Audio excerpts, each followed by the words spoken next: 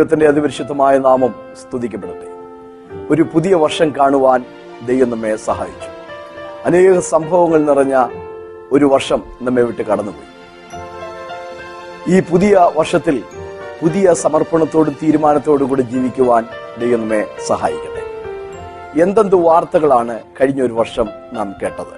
ആ വാർത്തകളുടെ നടുവിലും നമ്മുടെ ധൈര്യം ക്ഷയിച്ചു പോകരുത് എന്ന് ദൈവം നമ്മോട് അറിയിക്കുന്നുണ്ട്. യിരെമ്യാപ്രവചനം 51 അധ്യായത്തിന്റെ 46 വാക്യം. ദേശത്ത് കേൾക്കുന്ന വർത്തമാനം കൊണ്ടും ഒരു ആണ്ടിൽ ഒരു വർത്തമാനവും പിറ്റേ ആണ്ടിൽ മറ്റൊരു വർത്തമാനവും കേൾക്കുമ്പോഴും സാഹസ കൃത്യങ്ങൾ ദേശത്ത് നടക്കുമ്പോഴും അധിപതിക്ക് വിരോധമായി എഴുന്നേൽക്കുമ്പോഴും നിങ്ങളുടെ ധൈര്യം ക്ഷയിച്ചു പോകരുത്. അപ്പോൾ വ്യത്യസ്തങ്ങളായ വാർത്തകൾ കേൾക്കുമ്പോൾ നമ്മുടെ ധൈര്യം ക്ഷയിച്ചു പോകാൻ സാധ്യതയുണ്ട്. പക്ഷെ ദൈവം പറയുന്നത് അപ്പോഴും നിന്റെ ധൈര്യം ക്ഷയിച്ചു പോകരുത്. കാരണം ഇതിന്റെ മേലെല്ലാം ഒരു ആധിപത്യമുള്ള ദൈവത്തെയാണ് നാം സേവിക്കുന്നത്. ആവർത്തന പുസ്തകത്തിൽ നാം വായിക്കുന്നു, ആണ്ടിന്റെ ആരംഭം മുതൽ അവസാനം വരെ നിന്റെ ദൈവമായ യഹോവയുടെ ദൃഷ്ടി എപ്പോഴും അതിന്മേൽ ഇരിക്കുന്നു. ദൈവത്തിന് സ്തോത്രം. ദൈവം പ്രതീക്ഷിച്ച ഫലം കൊടുക്കാതിരുന്ന വേളയിൽ വെട്ടിക്കളയാൻ പലപ്പോഴും ശ്രമിച്ചപ്പോഴും യേശു കർത്താവ് നമുക്ക് വേണ്ടി മാധ്യസ്ഥമണച്ചുകൊണ്ട് ഒരു വർഷം കൂടെ നിൽക്കട്ടെ, കിളയ്ക്കാം, വളമിടാം, വെള്ളമൊഴിക്കാം എന്ന് പറഞ്ഞ് ആ പക്ഷവാദം ചെയ്യുന്ന തോട്ടക്കാരനെ കുറിച്ച് ലൂക്കോസ് സുവിശേഷം 13 അധ്യായത്തിൽ നാം വായിക്കുന്നു. അത് നമ്മുടെ വാഴ്ത്തപ്പെട്ടവനായ കർത്താവ് നമുക്ക് വേണ്ടി പക്ഷവാദം ചെയ്തു. യേശുക്രിസ്തുവിന്റെ കരുണയാലാണ് ഒരു വർഷം കൂടെ ജീവിക്കുവാൻ ദൈവം നമ്മെ സഹായിച്ചതും പുതിയ വർഷത്തിലേക്ക് പ്രവേശിക്കുവാൻ സാധിച്ചതും. നമ്മേക്കാൾ ആരോഗ്യവും കഴിവും പ്രാപ്തിയുമുള്ള പലരും, കഴിഞ്ഞ വർഷത്തിന്റെ ആരംഭം കണ്ട പലരും ഇന്ന് ഭൂമിയിലില്ല. എന്നാൽ ഒരു പുതിയ വർഷത്തിലേക്ക് പ്രവേശിക്കുവാൻ ദൈവം നമുക്ക് ചെയ്ത കൃപയ്ക്കായി നാം ദൈവത്തോടെന്നും നന്ദിയുള്ളവരായിരിക്കണം. 65 സങ്കീർത്തനം 11 വാക്യത്തിൽ നാം വായിക്കുന്നു, ദൈവമേ, നീ സംവത്സരത്തെ നന്മ കൊണ്ട് അലങ്കരിക്കുന്നു, നിന്റെ പാതകൾ പുഷ്ടി പൊഴിക്കുന്നു.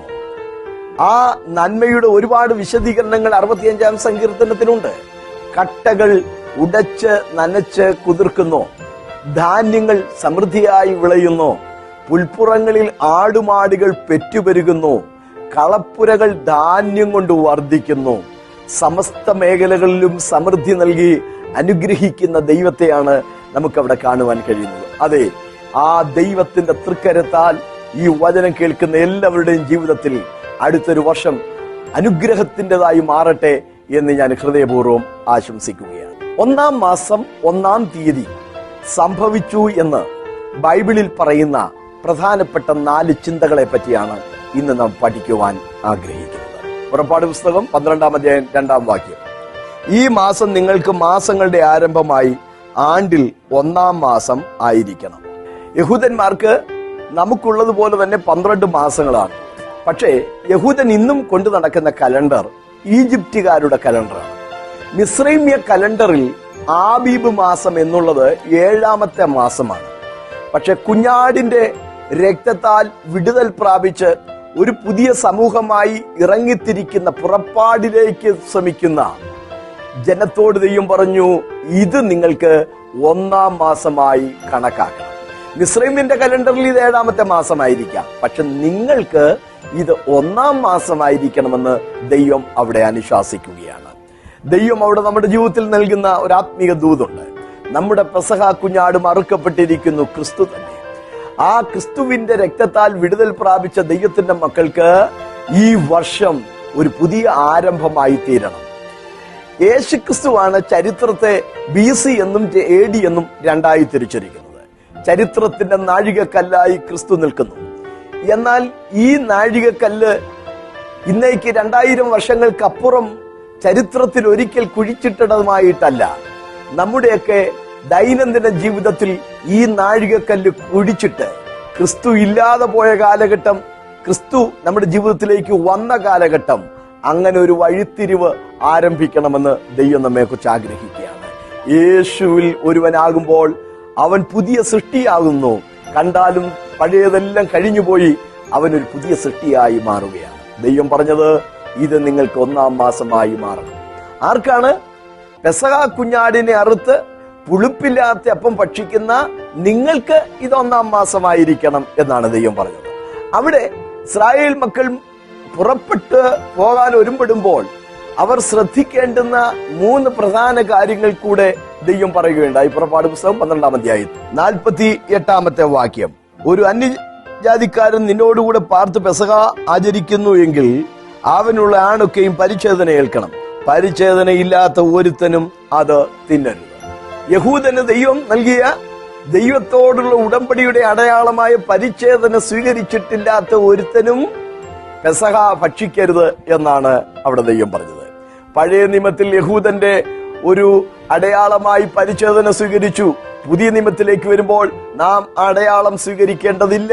ഗലാത്യ ലേഖനത്തിൽ വായിക്കുന്നത്, നിങ്ങൾ പരിച്ഛേദന ഏറ്റുകൊണ്ടാൽ നിങ്ങൾ ക്രിസ്തുവിനോട് വേറിട്ട് പോയി ശാപഗ്രസ്തരായി. ക്രിസ്തുവിനെ കൊണ്ട് നിങ്ങൾക്ക് പിന്നെ ഒരു പ്രയോജനവുമില്ല. അത് ന്യായപ്രമാണത്തിന്റെ ആചാരമായിരുന്നു. അതിന്റെ പൊരുൾ എന്തെന്ന്, അതിന്റെ അർത്ഥം എന്തെന്ന് പുതിയ നിയമത്തിൽ നമുക്ക് കാണാൻ കഴിയും. റോമാലേഖനം 2-ാം അധ്യായം 28-29 വാക്യങ്ങൾ. പുറമേയുള്ള പരിച്ഛേദനയല്ല, ആകമേയുള്ള പരിച്ഛേദന അത്രേ പരിച്ഛേദന. പുറമേ യഹൂദനായവൻ യഹൂദനല്ല, ആകമേ യഹൂദനായവൻ അത്രേ യഹൂദനായവൻ. അവനും മനുഷ്യരാലല്ല, ദൈവത്താൽ തന്നെ പുകഴ്ച ലഭിക്കും. ഫിലിപ്പ്യ ലേഖനം 3:3 പൗലോസ് പറയുന്നുണ്ട്, നാമല്ലോ പരിച്ഛേദനക്കാർ, ജഡത്തിൽ പ്രശംസിക്കാതിരിക്കുകയും ക്രിസ്തു യേശുവിൽ പ്രശംസിക്കുകയും ദൈവത്തിന്റെ ആത്മാവ് കൊണ്ട് ആരാധിക്കുകയും ചെയ്യുന്ന നാം തന്നെ. എവിടെയാണ് നമുക്ക് പരിച്ഛേദന ലഭിക്കുന്നത്? അപ്പോസ്തലപ്രവൃത്തി 7:51. ചെവിക്കും ഹൃദയത്തിനും പരിച്ഛേദനയുള്ളവരായിരിക്കുകയും. പഴയ നിയമത്തിൽ കത്തികൊണ്ടും കല്ലുകൊണ്ടും ഒക്കെ പരിച്ഛേദന നടത്തിപ്പോന്നു. എന്നാൽ പുതിയ നിയമത്തിലേക്ക് വരുമ്പോൾ കൊലോസ്യ ലേഖനം 2:11 വായിക്കുന്നു, കൈകൊണ്ട് അല്ലാത്ത പരിച്ഛേദനയും നമുക്ക് സ്വീകരിക്കുവാൻ കഴിഞ്ഞിരിക്കുന്നു. അത് യേശുക്രിസ്തുവിനെ സ്വീകരിച്ചതിലൂടെ ലഭിച്ച ഒരു പുതിയ സൃഷ്ടിയായി മാറിയ, ഹൃദയത്തിന് പരിവർത്തനം വന്ന, യേശുക്രിസ്തുവിന് വേണ്ടി ജീവിതം വിധേയപ്പെടുത്തിയ ഒരു പുത്തൻ അനുഭവമാണ്. ആ അനുഭവമുള്ളവർ വേണം പെസഹ ഭക്ഷിക്കുവാൻ. യേശുവിന്റെ രക്തത്താൽ വിടുതൽ പ്രാപിച്ചുകൊണ്ട് വേണം ഒരു പുതിയ ആരംഭത്തിലേക്ക് വരുവാൻ. മറ്റൊരു വ്യവസ്ഥ അവിടെ വായിക്കുന്നത് പുറപ്പാട് 12:20 പുളിച്ചത് യാതൊന്നും നിങ്ങൾ തിന്നരുത്, നിങ്ങളുടെ വാസസ്ഥലങ്ങളിലെല്ലാം പുളിപ്പില്ലാത്ത അപ്പം തിന്നണം. യഹൂദൻ പുറപ്പെടാൻ തുടങ്ങുകയാണ്. പക്ഷെ ദൈവം പറഞ്ഞു, നിങ്ങൾ പുളിപ്പില്ലായ്മ കൊണ്ട് ഉത്സവം ആചരിക്കണം. കൊരിന്ത്യർ ലേഖനത്തിൽ നമ്മൾ വായിക്കുന്നുണ്ട്, സത്യവും സ്വച്ഛവുമായ പുളിപ്പില്ലായ്മ കൊണ്ട് തന്നെ ഉത്സവം ആചരിക്കുക.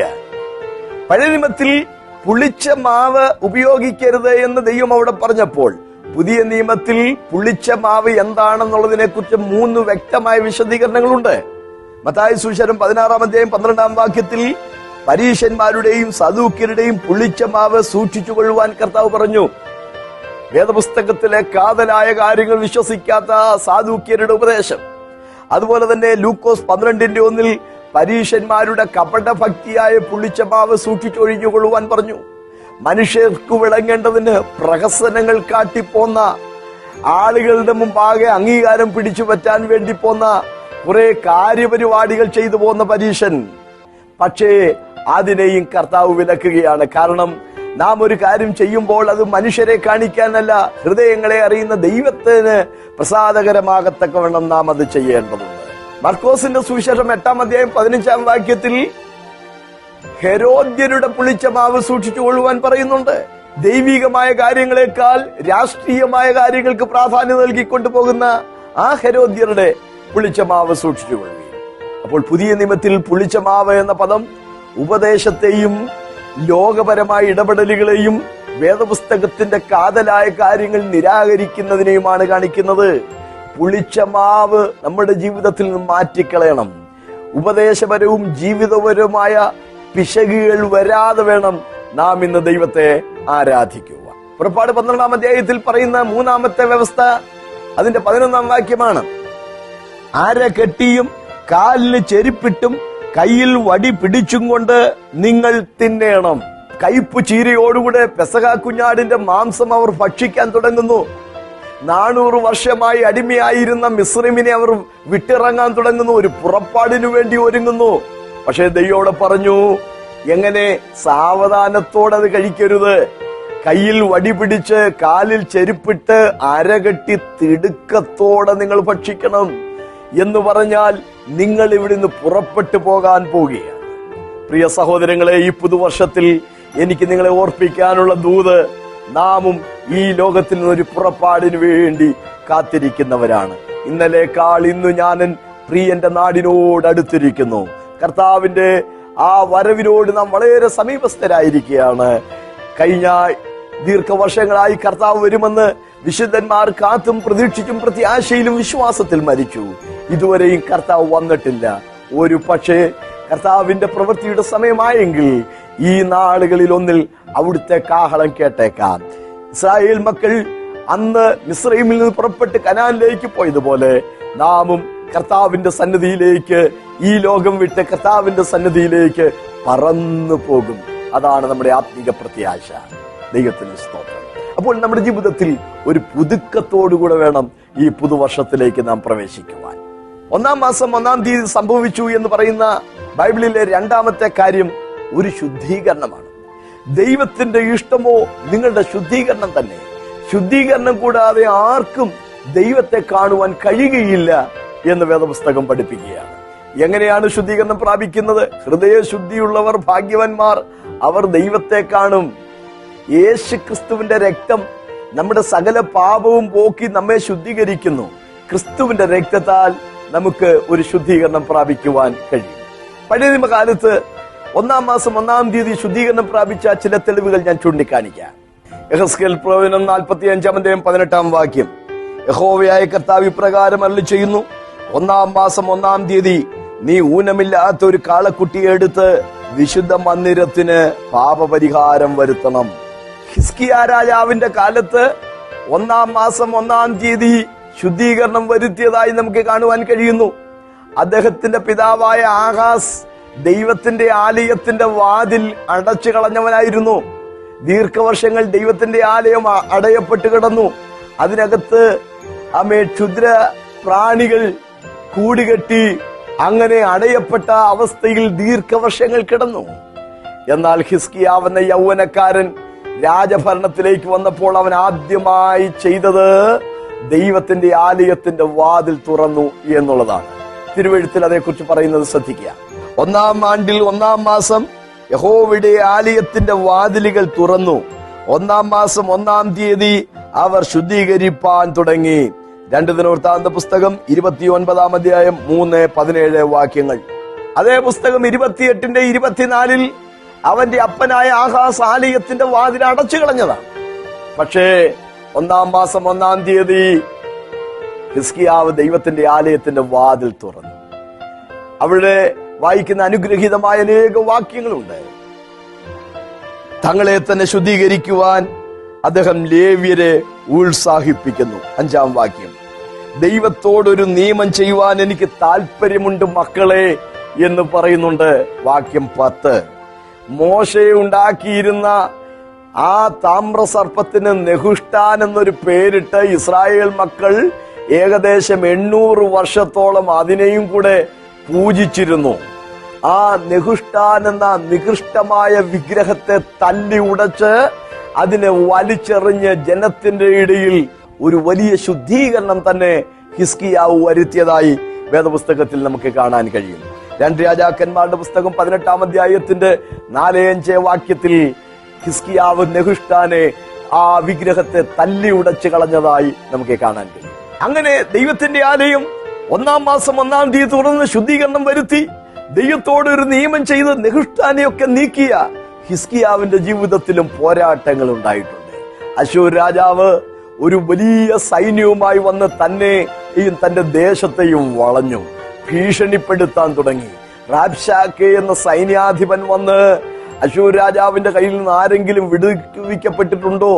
നിങ്ങൾ രാജാവിനെ പ്രതീക്ഷിച്ച് നിങ്ങൾ രാജാവിനെ കാത്തിരിക്കരുത്, നിങ്ങൾ ഇറങ്ങി വരുവീൻ എന്നൊക്കെ പറഞ്ഞ് ഇസ്രായേൽ ജനത്തിന്റെ ധൈര്യം ക്ഷയിപ്പിക്കാൻ ശ്രമിക്കുന്നുണ്ട്. എന്നാൽ ഹിസ്കിയാവ് ദൈവത്തോട് പ്രാർത്ഥിച്ചു, ദൈവമേ, ബലവാനും ബലഹീനനും തമ്മിൽ കാര്യമുണ്ടായാൽ സഹായിപ്പാൻ നീ അല്ലാതെ ആരുമില്ല. എന്താ സംഭവിച്ചത്? ദൈവത്തിന്റെ ഒരു ദൂതൻ അശൂർ പാളയത്തിലേക്ക് ചെന്നു. 1,85,000 ശത്രുക്കളെ ദൈവത്തിന്റെ ദൂതൻ അന്ന് രാത്രി നിഗ്രഹിച്ചു കളഞ്ഞു. നമുക്കവിടെ ലഭിക്കുന്ന ഒരു ആത്മിക ചിന്ത, പ്രിയ സഹോദരങ്ങളെ, ദൈവമുമ്പാകെ നാം ശുദ്ധീകരണം പ്രാപിച്ചാൽ പൂർവികമായി നിലനിൽക്കുന്ന ചില ദുരാചാരങ്ങൾ നിർത്തിക്കൊണ്ട് ദൈവത്തോടൊരു പുതിയ നിയമം ചെയ്യാൻ നിങ്ങൾ തയ്യാറായാൽ നിങ്ങൾക്ക് വേണ്ടി ദൈവം യുദ്ധം ചെയ്യുന്നത് ഈ ദിവസങ്ങളിൽ കണ്ണാലെ കാണുവാൻ ദൈവം നിങ്ങൾക്ക് അവസരം നൽകാൻ പോവുകയാണ്. ദൈവത്തിന് സ്തോത്രം. എത്ര മഹാസൈന്യമാണ് തനിക്ക് നേരെ വന്നത്. പക്ഷെ സൈന്യബഹുത്വത്താൽ രാജാവ് ജയം പ്രാപിക്കുന്നില്ല. ബലാധിക്യം കൊണ്ട് വീരൻ രക്ഷപ്പെടുന്നുമില്ല. യഹോവയുടെ കണ്ണ് തന്റെ നീതിമാന്മാരുടെ മേലും തന്റെ ദയക്കായി പ്രത്യാശിക്കുന്നവരുടെ മേലും ഇരിക്കുന്നു. ക്ഷാമത്തിൽ അവരെ ജീവനോടെ രക്ഷിപ്പാൻ, പ്രാണഭയത്തിൽ മരണത്തിൽ അവരെ ജീവനോടെ രക്ഷിപ്പാൻ ദൈവത്തിന്റെ കണ്ണ് തന്റെ ഭക്തന്മാരുടെ മേലുണ്ട്. ഇന്ന് പകലിൽ ദൈവത്തോട് നിങ്ങൾ വ്യക്തിപരമായ ഒരു ഉടമ്പടി ചെയ്യുമെങ്കിൽ തീർച്ചയായും ഈ ദൈവത്തിന്റെ പരിപാലനം നിങ്ങൾക്ക് ആസ്വദിക്കുവാൻ സാധിക്കുന്നതാണ്. ശുദ്ധീകരണത്തിന് വേണ്ടി ഒരുമ്പെട്ട മറ്റൊരു വ്യക്തി എസ്ര എന്ന പുരോഹിതനാണ്. ബാബിലോണിലേക്ക് ജനം അടിമകളായി പോയി എങ്കിലും 3 ഘട്ടമായിട്ട് അവർ മടങ്ങി വന്നു. നെഹമ്യാവിന്റെ നേതൃത്വത്തിൽ മടങ്ങി വന്നവർ മതില് പണിതു. സെരുബാബേലിന്റെ നേതൃത്വത്തിൽ മടങ്ങി വന്നവർ ആലയം പണിതു. എസ്രാ പുരോഹിതൻ ബാബിലോണിൽ നിന്ന് വരുമ്പോൾ ജനം സമ്മിശ്ര ജാതികളുമായി ഇടപെട്ട് ദേശവാസികളുമായി ഇടകലർന്ന് ഒരു വല്ലാത്ത പരുവത്തിൽ കഴിയുന്നതായി കണ്ടു. താൻ ആ ജനത്തെ മുഴുവൻ വിളിച്ചുകൂട്ടി ദൈവത്തിന്റെ ന്യായപ്രമാണം അവരെ വായിച്ചു കേൾപ്പിച്ചു. വിശുദ്ധ സന്തതി ദേശനിവാസികളുമായി ഇടകലർന്ന് അങ്ങനെ അശുദ്ധമായ അവസ്ഥയിൽ അധപ്പതിച്ചിരിക്കുന്ന അനുഭവത്തെക്കുറിച്ച് ന്യായപ്രമാണം പറയുന്ന വചനം വായിച്ചു കേൾപ്പിച്ചപ്പോൾ ജനം കരയാൻ തുടങ്ങി. എസ്ര പറഞ്ഞു, അന്യജാതിക്കാരത്തികളെ വിവാഹം ചെയ്തിരിക്കുന്നവരൊക്കെയും തങ്ങളുടെ ഭാര്യമാരെ ഉപേക്ഷിക്കണം. അവിശ്വാസികളുമായി ഇണയില്ല, പിണകൂടാൻ പാടില്ല. അവരിൽ ചിലർ പറഞ്ഞു, ഞങ്ങൾക്കത് പ്രയാസമാണ്. ഞങ്ങളുടെ ഭാര്യമാരായി തീർന്നുപോയി അവരിൽ പിറന്ന കുഞ്ഞുങ്ങൾ ഞങ്ങൾക്കുണ്ട്. അവരെ തിരസ്കരിക്കുക എന്നുള്ളത് ദുഷ്കരമായ കാര്യമാണ്. പക്ഷേ എസ്ര ദൈവത്തിന്റെ വചനത്തിൽ നിലനിന്നു. തിരുവെഴുത്തിൽ വായിക്കുന്നത്, 1 വർഷം ആ ശുദ്ധീകരണത്തിന് വേണ്ടി സമയമെടുത്തു. 1-ാം മാസം 1-ാം തീയതി കൊണ്ട് ജനത്തിന്റെ ഇടയിലെ ശുദ്ധീകരണം പൂർത്തീകരിച്ചു. എസ്രായുടെ പുസ്തകം 7:9 താൻ ബാബിലോണിൽ പുറപ്പെട്ടത് 1-ാം മാസം 1-ാം തീയതിയായിരുന്നു. അടുത്ത വർഷത്തിൽ എന്ത് സംഭവിച്ചു? 10-ാം അധ്യായം 17-ാം വാക്യം, അന്യജാതിക്കാരത്തികളെ വിവാഹം കഴിച്ചിരുന്ന സകല പുരുഷന്മാരുടെയും കാര്യം അവർ 1-ാം മാസം 1-ാം തീയതി കൊണ്ട് തീർത്തു. ഒരു ശുദ്ധീകരണം എസ്രയുടെ കാലത്ത് നമ്മൾ കാണുകയാണ്. ദൈവം നമ്മൾ പ്രതീക്ഷിക്കുന്നത്, സഹോദരങ്ങളെ, ജാതികളിൽ നിന്ന് വേർപെട്ട് ജീവിക്കുവാൻ, അശുദ്ധമായതൊന്നും തൊടാതിരിക്കുവാൻ, ഒരു വിശുദ്ധ സമൂഹമായി നിലനിൽക്കുവാൻ ദൈവം നമ്മെ കുറിച്ച് ആഗ്രഹിക്കുകയാണ്.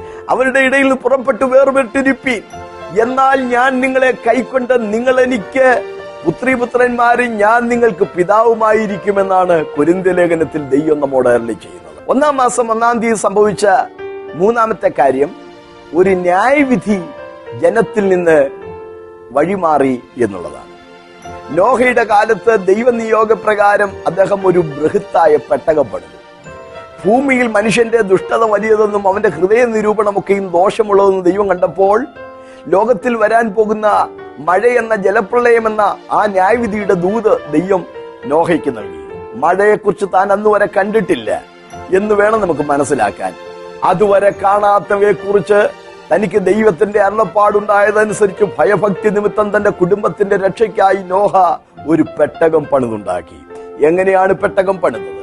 ദൈവം പറഞ്ഞ അളവനുസരിച്ച്, ദൈവം പറഞ്ഞ തടി ഉപയോഗിച്ച്, ദൈവം പറഞ്ഞതുപോലെ അകത്തും പുറത്തും കീല് തേച്ച്, ദൈവം പറഞ്ഞതുപോലെ തട്ടുകൾ ഉണ്ടാക്കി, അതിനകത്ത് അറകൾ നിർമ്മിച്ച്, ഗോഫർ മരം കൊണ്ട് ദൈവം പറഞ്ഞ കൃത്യമായ അളവനുസരിച്ച് നോഹെ ഒരു പെട്ടകം പണിതു.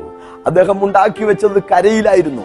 കടലിലേക്ക് എടുത്തു വയ്ക്കാനുള്ള സംവിധാനമൊന്നും തനിക്കില്ല. പക്ഷെ വിശ്വസിച്ചവന് വേണ്ടി ദൈവം ആ കരയെ കടലാക്കി മാറ്റി. 40 രാവും പകലും മഴ പെയ്തു. തുരുതുരാ 40 ദിവസം മുകളിൽ നിന്ന് മഴ പെയ്തിറങ്ങുകയാണ്. ഭൂമിയുടെ ഉറവുകളെയൊക്കെയും ദൈവം തുറന്നു. താഴെയും മുകളിൽ നിന്നും ഉയർന്നു വന്ന ജലം പെട്ടകത്തെ ഉയർത്തിക്കൊണ്ടുപോയി. കുറെ ദിവസങ്ങളോളം പെട്ടകം ആ ജലപ്രളയത്തിന് മീതെ ഒഴുകി നടന്നു. അരാറാത്ത് പർവ്വതത്തിൽ ആ പെട്ടകം പിന്നത്തേതിൽ ഉറയ്ക്കുകയുണ്ടായി. ദൈവം പെട്ടകത്തിന്റെ വാതിൽ തുറന്നു. നോഹയും കുടുംബവും ഇറങ്ങി വന്നു. ആ അന്തരീക്ഷത്തിൽ ഏതാണ്ട് 150 ദിവസത്തോളം എടുത്തു വെള്ളം താണു വരാൻ. ജലഗണങ്ങൾ നിറഞ്ഞു നിൽക്കുന്ന അന്തരീക്ഷത്തിലൂടെ സൂര്യപ്രകാശം കടന്നുപോയപ്പോൾ അങ്ങേ ചക്രവാളത്തിൽ ഒരു മഴവില്ല് തെളിഞ്ഞു വന്നു.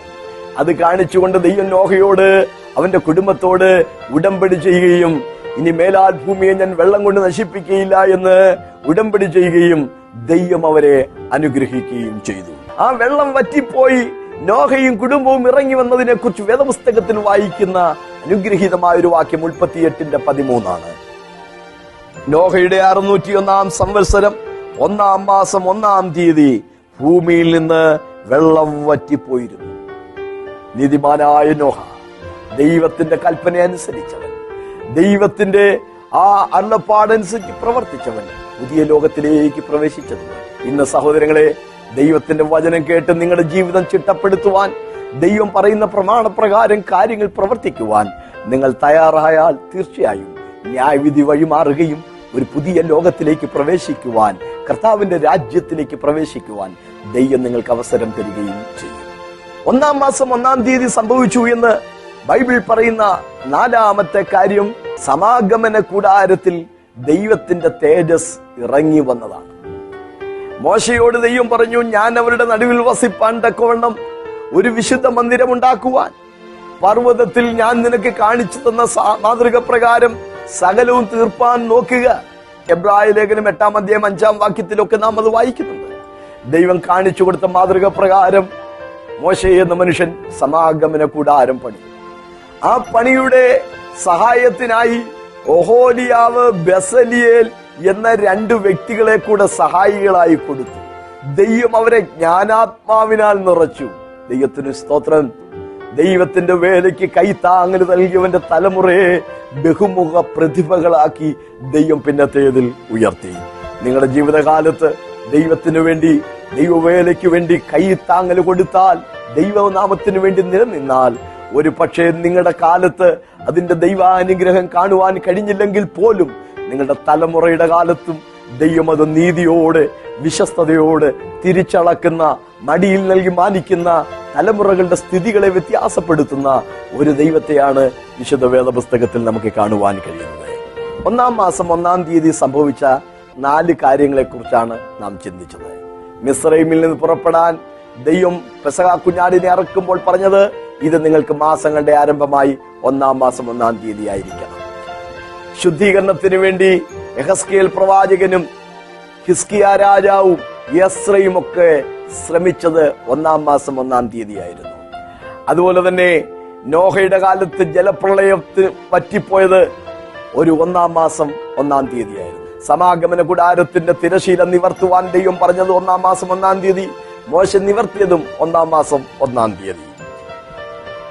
ഈ ദിവസത്തിന് എന്തെങ്കിലും പ്രത്യേക പ്രാധാന്യതയുണ്ട് എന്നല്ല, അത് നമ്മുടെ ജീവിതത്തിൽ ഒരു വഴിത്തിരിവായി മാറണം എന്നാണ്. പുതിയ നിയമത്തിലേക്ക് വരുമ്പോഴുള്ള ഒരു ചിന്ത കൂടെ പറഞ്ഞ് ഞാൻ അവസാനിപ്പിക്കാം. കൊലോസ്യ ലേഖനത്തിലും ഗലാത്യ ലേഖനത്തിലും നമ്മൾ വായിക്കുന്നുണ്ട്, നിങ്ങൾ ദിവസങ്ങളും മാസങ്ങളും ആണ്ടുകളും പ്രമാണിക്കുന്നു, ഞാൻ നിങ്ങൾക്ക് വേണ്ടി അധ്വാനിച്ചത് വൃഥാവായി പോയോ എന്ന് ഭയപ്പെടുന്നു എന്ന്. അവിടെ പറയുന്ന ആ ദിവസം, മാസം, ആണ്ട് എന്ന് പറയുന്നത് യഹൂദന്റെ ആചാരമാണ്. ശബത്ത് എന്ന ദിവസം, മാസം എന്ന് പറയുന്ന അമാവാസി, പൗർണമവാസി എന്ന് പറയുന്ന മാസത്തിലുള്ള പെരുന്നാളാണ്. ആണ്ട് എന്ന് പറയുന്നത് യഹൂദന്മാരുടെ ഇടയിൽ നിലനിന്ന 7 പെരുന്നാളുകളാണ്. ശബത്ത്, വാവ് എന്നിവ സംബന്ധിച്ച് ആരും നിങ്ങളെ വിധിക്കരുത്, ഇവ വരുവാനിരുന്നവരുടെ നിഴലായിരുന്നു എന്ന് കൊലോസ്യ ലേഖനം 2-ാം അധ്യായത്തിൽ സ്പഷ്ടമായി പറയുന്നുണ്ട്. സഹോദരങ്ങളെ, ഒരു ദിവസത്തിന് ഏതോ അമിതമായ പ്രാധാന്യം നൽകുന്ന കാര്യമല്ല ഞാൻ പറയുന്നത്. എല്ലാ ദിവസവും ദൈവത്തിന് വിശുദ്ധമാണ്. പക്ഷേ ഈ പുതിയ വർഷത്തിൽ നമുക്കൊരു പുതിയ സമർപ്പണം ഉണ്ടായിത്തീരണം. ബൈബിൾ പ്രകാരമുള്ള പുതിയ വർഷം എന്ന് പറയുന്നത് ജനുവരി 1 അല്ല, ഏപ്രിൽ മാസം 1-ാം തീയതിയാണ്.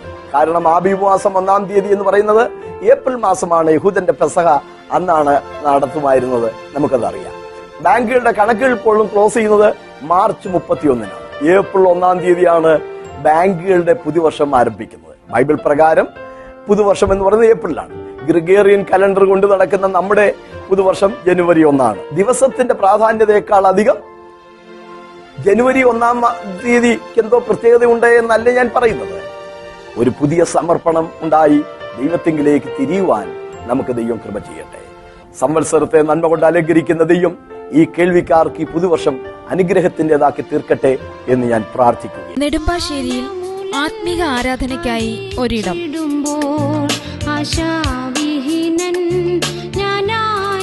പാസ്റ്റർ ബാബു ജോർജ് പത്തനാപുരം എഴുതിയ പുസ്തകങ്ങൾ ലഭ്യമാണ്.